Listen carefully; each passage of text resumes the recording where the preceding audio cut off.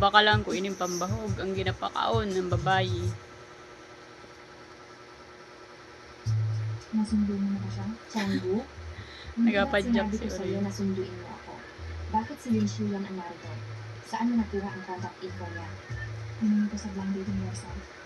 Akala ko ba ay mabuti kitang bestie? Bakit mo ako ibinubugaw? Natingnan lang naman kita. Isipin mo, nakakasarilan sa labas.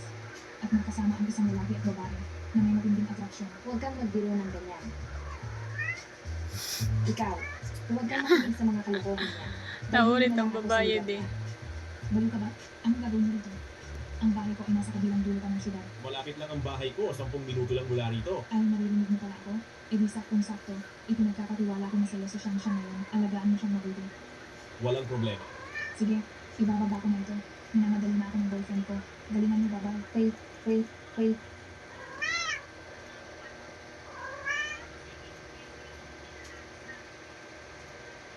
Ang ganda naman ng panlasa mo. Nasaan ang tissue? Siyang-siyang. Anong balak mong gawin? Oreo? Siyang-siyang. Siyang-siyang. Ito ang pantulog mo.